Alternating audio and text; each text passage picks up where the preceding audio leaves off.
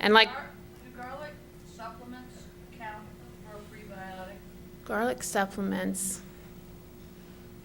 She whispered no. Nope, this is the actual food. It's gotta be Whole foods, yep.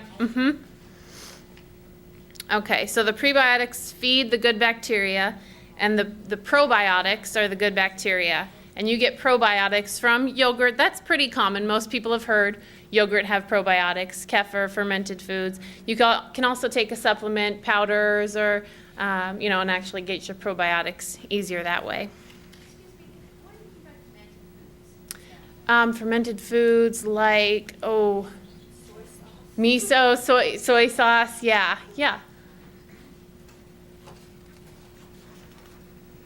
Okay. So sometimes it's necessary to actually kill that bacterial overgrowth.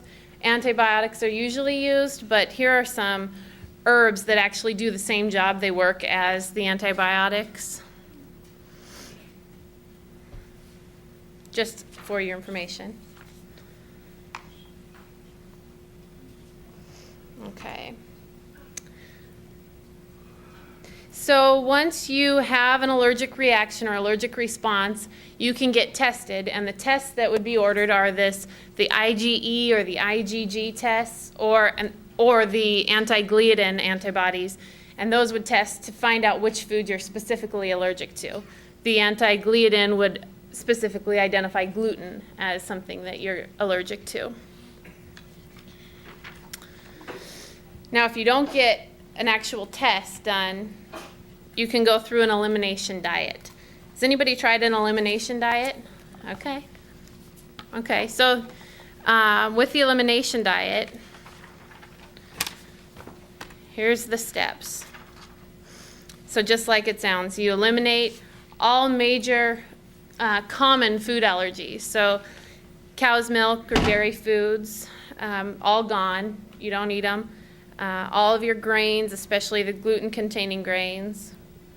All animal proteins, soy protein, and then any foods that you might suspect that you think might be contributing to that allergic response. And then you also eliminate all alcohol, caffeine, sweeteners, and colors. So you're taking that all out, and what you're putting back in is part 2. So the most important one is about 4 or 5 down, the addition of the low allergenic, high quality protein, because you need to have the protein. And what we use is a rice protein concentrate that's been fortified with vitamins and minerals, and that enhances the liver detoxification. So there's your protein.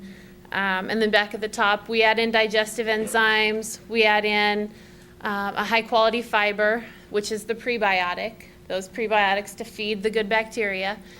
We add in the probiotics, so usually in a capsule or powder format, so we can make sure that they're getting what they need. And then large quantities of dark colored fruits and vegetables for their antioxidant effect. Those are really important. Yeah. How many patients, if any, do you guys see that are gluten intolerant or celiac? And what's the correlation between gluten intolerance and or celiac with fibromyalgia? That's a good question. We see. Can you repeat the question, please? She was asking how many patients we see that are gluten intolerant or have celiac disease, and how is that correlated with fibromyalgia. She's saying she sees about 30% that have gluten intolerance. And as far as the, right, just like this elimination diet, she's my silent little bug in my ear. That she does see improvement when they take it out. You take it out of the diet, and then your fibromyalgia would improve. Yeah. I think you mentioned one, but the addition of low allergenic, et cetera, It's a rice protein concentrate. We actually use, is it Ultra Clear? Yeah. It's a Metagenics product, and it's a powder that you make into a shake. We also add in omega-3 fats and lots of water. And so this next part of the elimination diet is after 12 to 14 days of doing exactly what we just said, eliminating all those foods and just adding back the fruits and the vegetables and your shake, basically.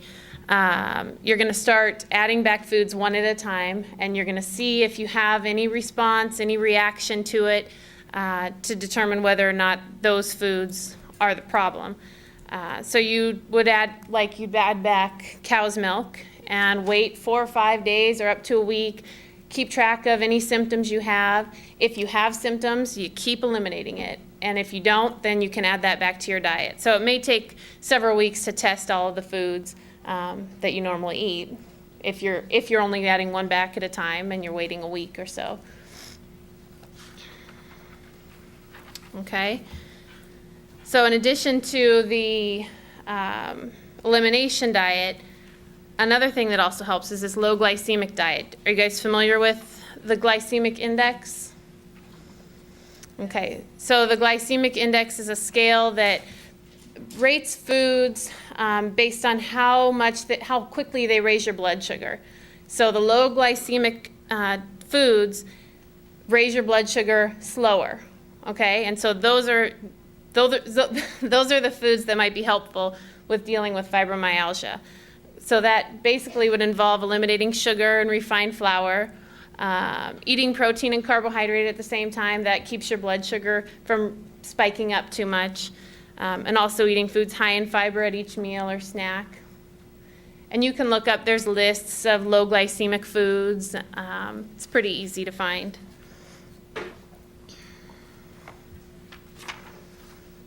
So I mentioned in that flow chart that with the decreased absorption and digestion, you can get malnourished, and so assessing your nutritional status is important. And this is something that your doctor would do for you, order these tests to test vitamin and mineral levels.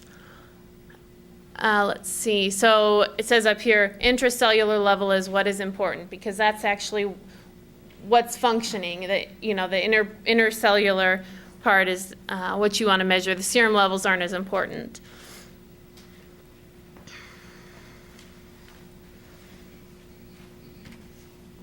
So the next few slides are some of the common deficiencies that you'll find. So magnesium is one of them, and it kind of gives some rapid onset fatigue, muscle pain, sensitivity to pain. It's very common. Down at the bottom it says if you're going to take a magnesium supplement, take it in a chelated form that's easily absorbed. Epsom salt bath, some of it's absorbed through the skin. That's a common deficiency. Next we have zinc. It's involved in a lot of the body's functions. The zinc tally, it's a test of zinc status by measuring whether or not you taste zinc. Poor wound healing is one of the symptoms. And then Dr. Brown mentioned this one, vitamin D. Have you guys had your vitamin Ds tested? Yeah. Yeah. Very common around here especially, and very common in fibromyalgia patients. He said the same number we have, 50 is the optimal level. Sometimes you'll hear the doctors will say 30 nanograms is good, but we actually say 50, and that's also what Dr. Brown said. Mm-hmm. Well, sunshine is a source of vitamin D. Does tanning also help with that? It does, yeah, it does. But then there's all kinds of other problems, right, with going tanning all the time. And it's really inexpensive. If you're not out in the sun, it's really buying a little bottle of vitamin D. Make sure it's the vitamin D3. That's the active form. They have a lot of D2 that doesn't do as well for you. So you want cholecalciferol, vitamin D3, and it's pretty inexpensive to buy a bottle of it.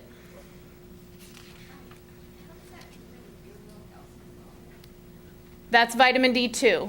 So D3 is the active form. Did you guys hear what she asked? She said, how does that compare with ergocalciferol? And that's the other name for vitamin D2. Vitamin D3 is what is good for supplementing.